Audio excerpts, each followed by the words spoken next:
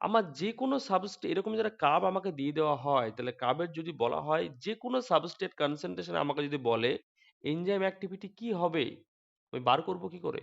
যদি আমাকে বলে তুমি বলো সাবস্টেট কনসেন্ট্রেশন যখন যখন substrate concentration is 15 mole per litre, তখন এনজাইম অ্যাক্টিভিটি কি হবে? আমি কি করে এনজাইম অ্যাক্টিভিটি বার করব? এখান থেকে পারপেন্ডিকুলার লাইন টানবো কার্ভের উপর, এখান থেকে কার্ভের এই পয়েন্টে যেখানে ইন্টারাক্ট করছে সেখান থেকে ফার্দার পারপেন্ডিকুলার লাইন টানবো কোথায়? ওয়াই অ্যাক্সিসে। যেখানে ইন্টারাক্ট করবে সেই পয়েন্টটাকে আমি ডিনোটেট করব কি? It is a velocity, enzyme velocity at কত? 15 মোল পার লিটার। 15 মোল পার লিটার যে সাবস্ট্রেট কনসেন্ট্রেশন, সেখানে এনজাইম ভেলোসিটি হলো এত। একইভাবে খেয়াল কর, আমাকে 10 বললো, কি কি করতে হবে? 10 থেকে পুরো পারপেন্ডিকুলার লাইন টানবো এই কার্ভের উপর, যেখানে ইন্টারাক্ট করবে সেই পয়েন্টটাকে বলবো। 10-এর ক্ষেত্রে একইভাবে ভি বার করা যাবে কি যাবে না? 5-এর ক্ষেত্রেও একইভাবে বার করা যাবে কি যাবে না? 1-এর এখানে যদি আমি বলি এই পয়েন্টটা 1.5, এটা 1.5, 1.5 এর ক্ষেত্রে বার করতে পারছি। এখানে এই 1.5 কে আমি কি বলেছি? 1.55 টা হচ্ছে কেএম, তাহলে কেএম ইকুয়াল টু কি হবে? 1.5 মোল পার লিটার। এবার খেয়াল কর, 1 যদি বলে,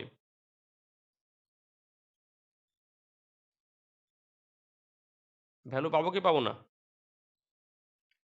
এবার ভালো করে বোঝ, 1-এর নিচে আমি যদি যাই, পয়েন্ট অন, পয়েন্ট অন মানে হচ্ছে এই ভ্যালুটা,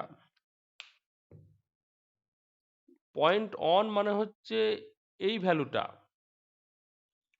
পয়েন্ট অনের ক্ষেত্রে আমাকে যদি বলা হয় point on substrate concentration enzyme activity কত হবে, আমি এই জায়গাটা একটু বড় করে দেখানোর চেষ্টা করছি, হয়তো তোর বুঝতে অসুবিধা হচ্ছে। আমি খালি এই জায়গাটুকুই একটু বড় করে দেখানোর চেষ্টা করছি। কাপটা হলো এরকম,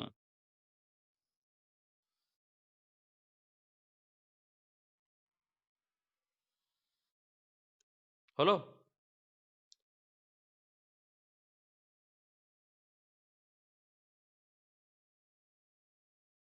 এই যে ভ্যালু, এই ভ্যালু হচ্ছে সাপোজ ধরলাম on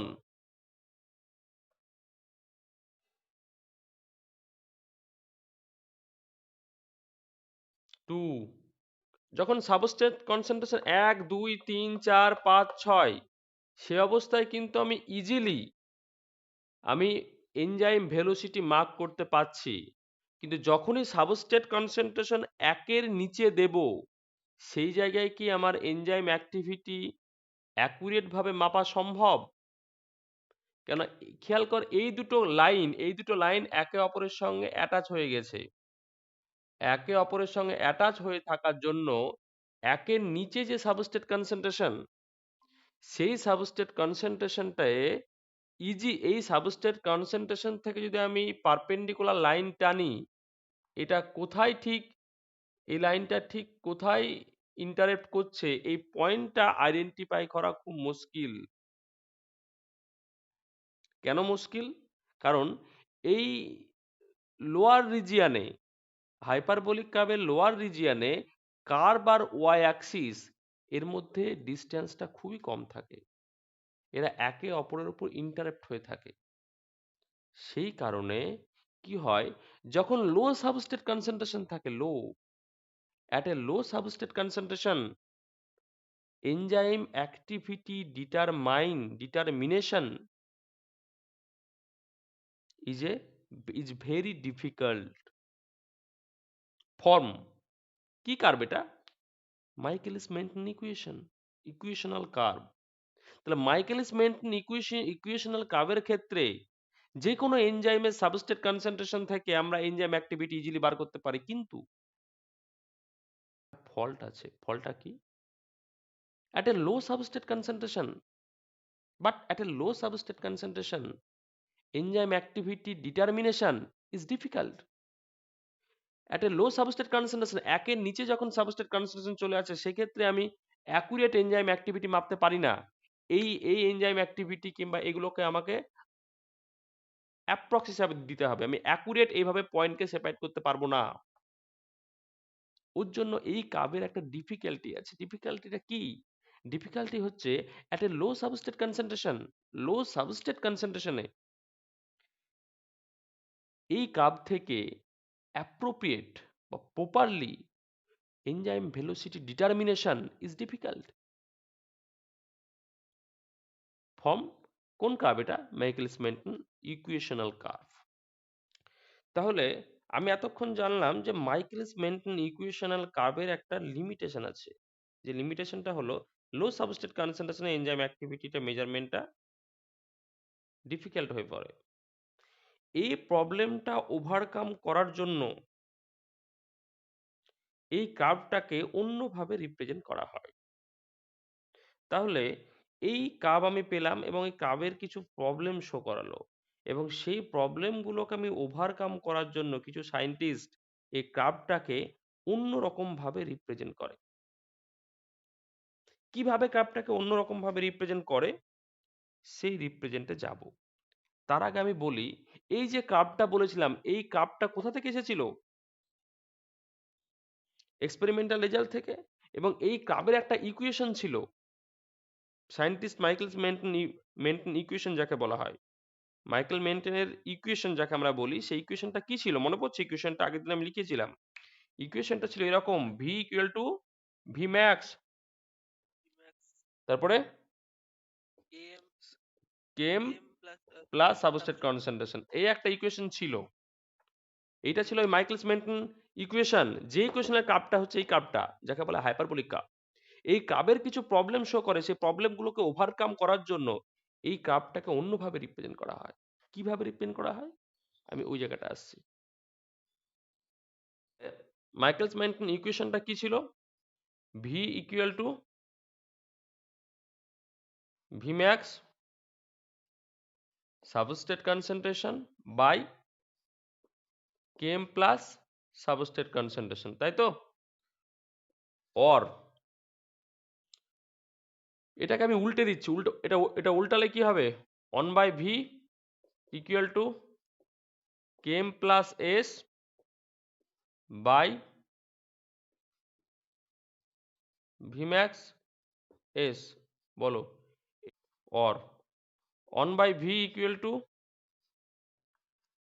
came bye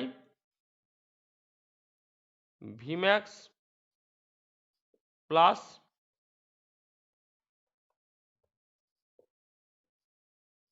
bye V max.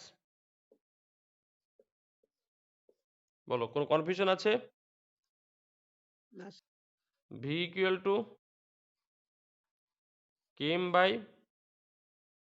V max 1 by substrate concentration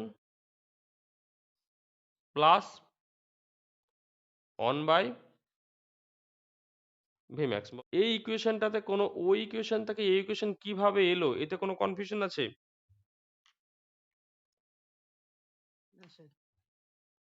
এই ইকুয়েশনটা কোনো কনফিউশন নেই আমি ধরে নিলাম। ভালো করে খেয়াল কর, কেমটা কি ভ্যালু? কেমটা কোনো এনজাইমের ক্ষেত্রে কেম ভ্যালুটা কনস্ট্যান্ট না চেঞ্জেবল? কোনো একটা এনজাইমের হাফ ভি ম্যাক্স সবসময় তো একটা নির্দিষ্ট সাবস্ট্রেট কনসেন্ট্রেশনই হয়, তা তার Km value always fixed, always constant. কোনো এনজাইমের ম্যাক্সিমাম ভ্যালোসিটি সবসময় একটাই হয়। আমি একটা এনজাইমের যতবারই তাকে এক্সপেরিমেন্ট করি তার ম্যাক্সিমাম ভ্যালু সবসময় একটা ভ্যালুই শো করাবে। তাহলে কোনো একটা নির্দিষ্ট এনজাইমের, আমি ধরলাম গ্লুকোকাইনেজ, তাকে আমি যে এনভায়রনমেন্টে তাকে মেজার করি না কেন তার কেম ভ্যালু সবসময় ফিক্সড হবে, তার ভিম্যাক্সও অলওয়েজ ফিক্সড হবে। তো যে কোনো এনজাইমের কেম ভ্যালু আর ভিম্যাক্স অলওয়েজ ফিক্সড। কেম ভ্যালু ভিম্যাক্স যদি কনস্ট্যান্ট হয়, কোনো এনজাইমে যদি কেম ভ্যালু আর ভিম্যাক্স দুটো কনস্ট্যান্ট হয়, তাহলে সেক্ষেত্রে কেম বাই ভিম্যাক্স এই ভ্যালুটা কি কনস্ট্যান্ট হবে না ভ্যারিয়েবল হবে? কনস্ট্যান্ট হবে।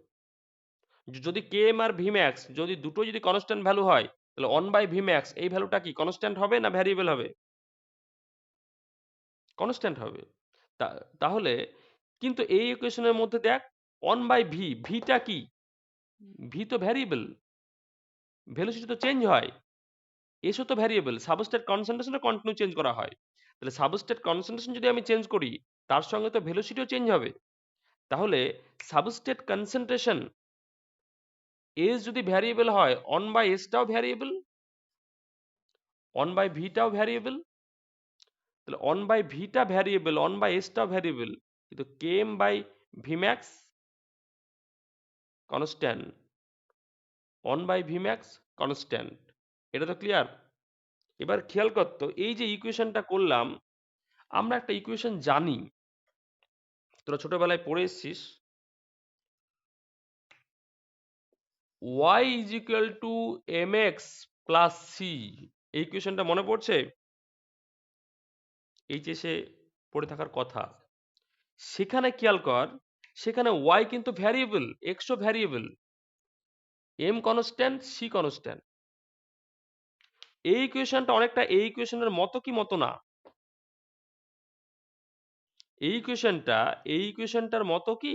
সিমিলার ইকুয়েশন কি? যদি সিমিলার ইকুয়েশন হয়, y is equal to mx c, এটা তো একটা সরলরেখার ইকুয়েশন। আমরা জানি y is equal to mx c, এটা এটা এটা যদি x অ্যাক্সিস হয়, এটা y অ্যাক্সিস হয়। আমরা ম্যাথে পড়েছি y is equal to mx c মানে সবসময় এই সরলরেখাকে ইন্ডিকেট করে। এই সরলরেখার ইকুয়েশন হচ্ছে y is equal to mx c, যেটা ম্যাথ এইটা আমাদেরকে শেখায়।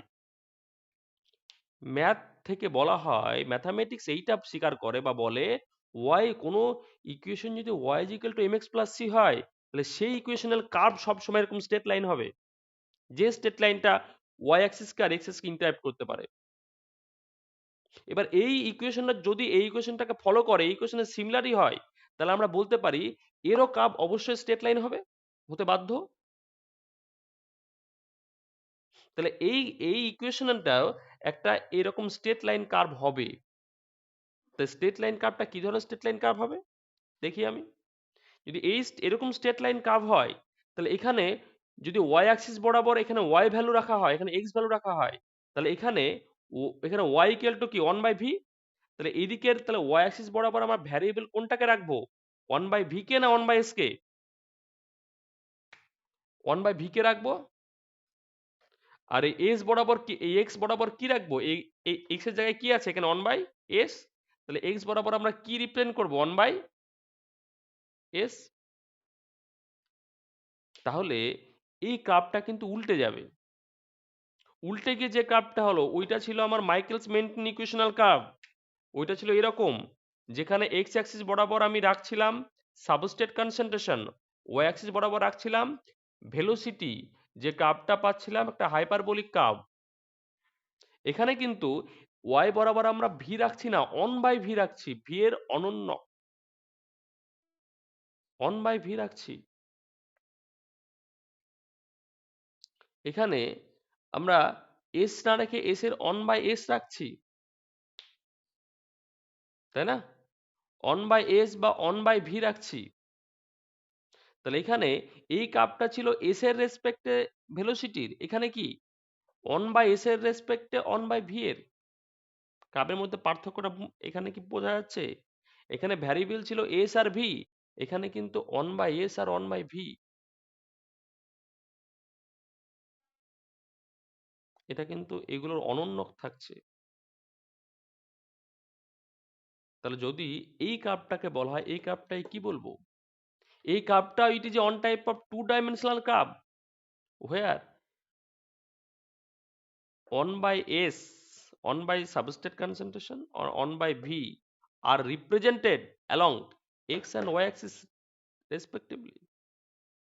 এই যে কার্ভটা, এই কার্ভটাকে আমরা বলি এলবি প্লট কার্ভ। এই কার্ভের একটা নাম আছে, এই কার্ভটাকে আমরা কি বলছি, এটাকে বলা হয় LB plot curve, Lineweaver Burk plot.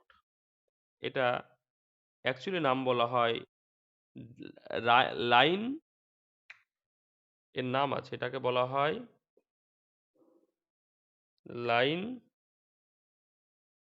Waiver bark BUR কে প্লট, এটাকে সংক্ষেপে বলা হয় LB প্লট, এটাকে বলা হয় LB প্লট রিপ্রেজেন্টেশন। তাহলে LB প্লট রিপ্রেজেন্টেশন কি? অন বাই এস আর one by V. One by V কে আমরা কি বলি? ভি আর অন বাই ভি এর মধ্যে সম্পর্ক কি? এই কথাটা বলতো, ভি আর অন বাই ভি এর মধ্যে সম্পর্ক কি? বাংলায় কি বলা হয়? ভি অন বাই ভি হচ্ছে ভি এর অনন্যক, ইংরেজিতে বলা হয় রেসিপ্রোকাল।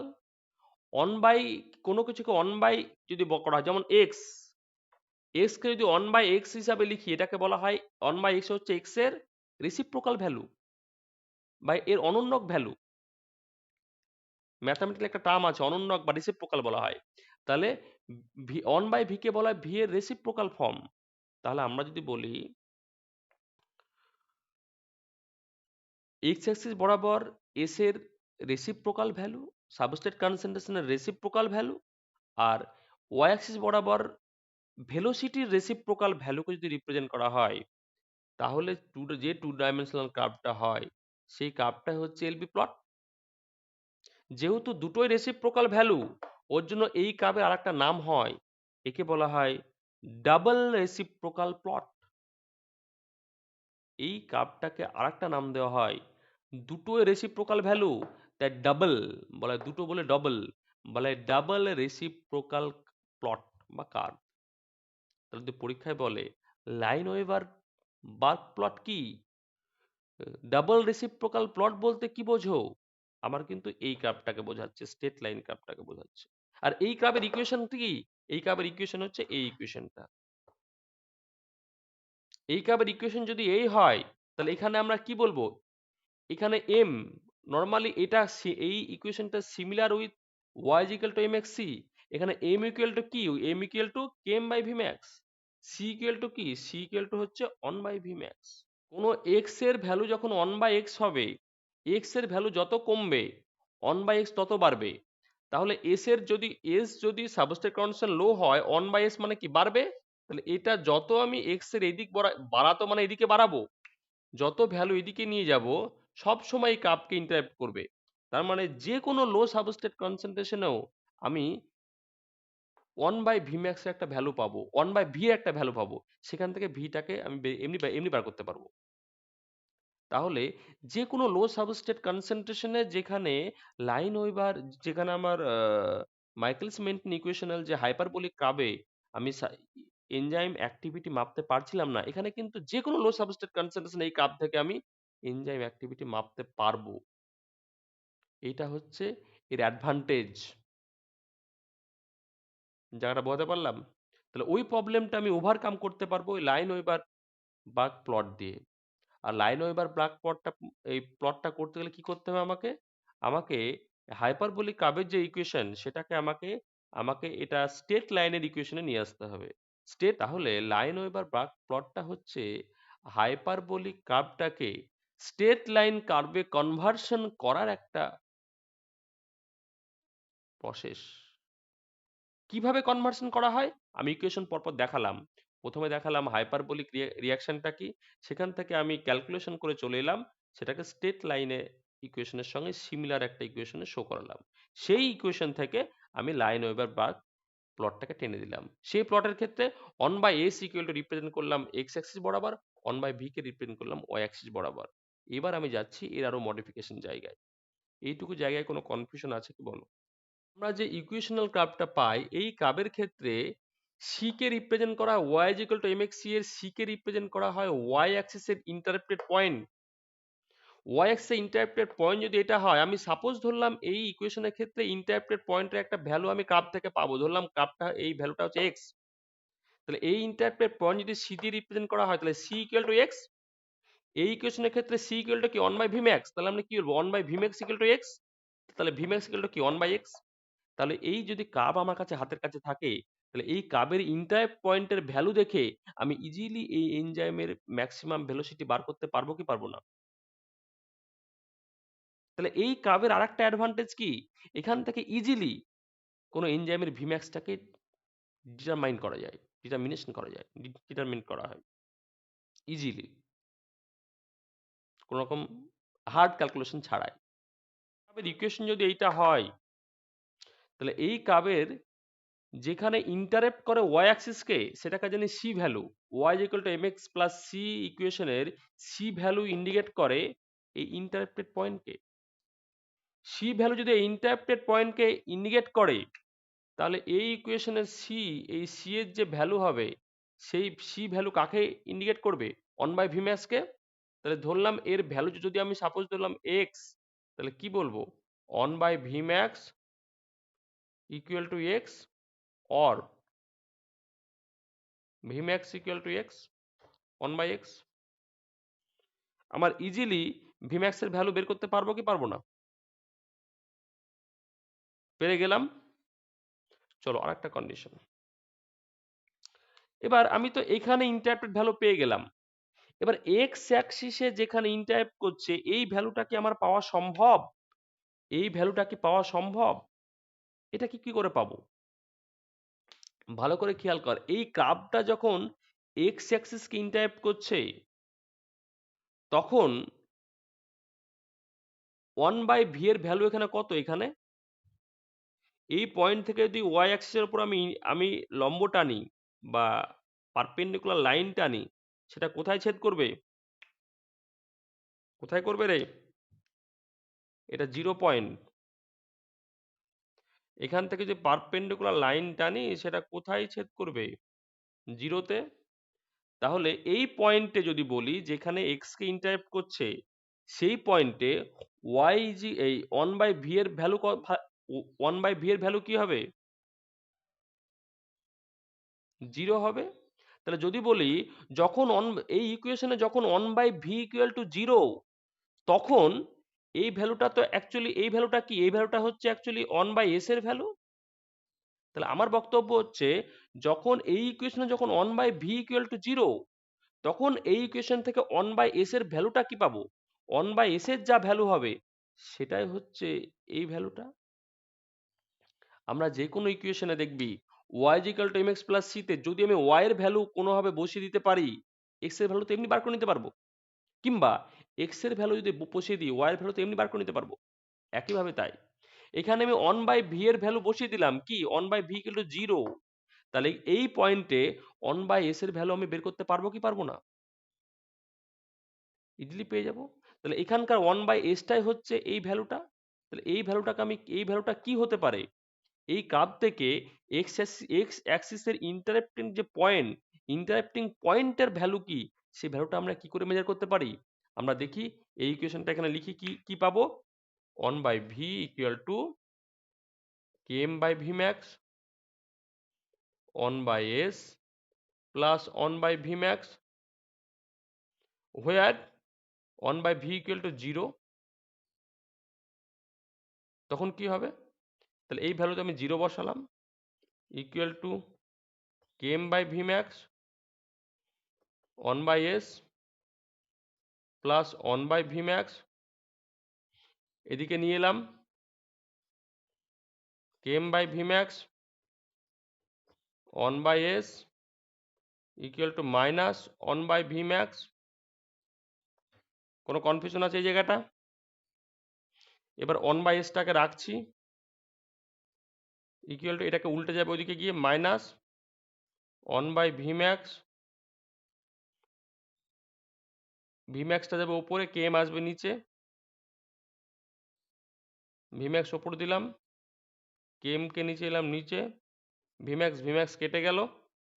তাহলে one by S equal to কি হলো? Minus one by K M.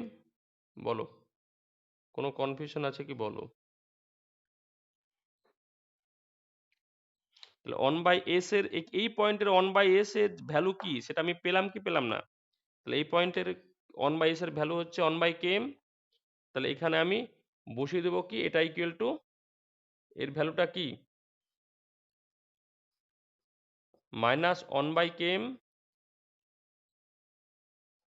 আমাকে যে কার্ভ দেওয়া হয়েছে, সেই কার্ভের লাইন থেকে এই এখানে যে দাগ টানা আছে পয়েন্ট, সেই পয়েন্ট অনুযায়ী এই পয়েন্টের মানটা আমি পাবো না পাবো না? এই পয়েন্টের মানটা আমি সাপোজ ধরলাম এই পয়েন্টে একটা মান পেলাম, সাপোজ ধরলাম এই পয়েন্টের মান হচ্ছে সাপোজ ধরলাম আমি এই পয়েন্টের মান ইন্ডিকেট করছে -5।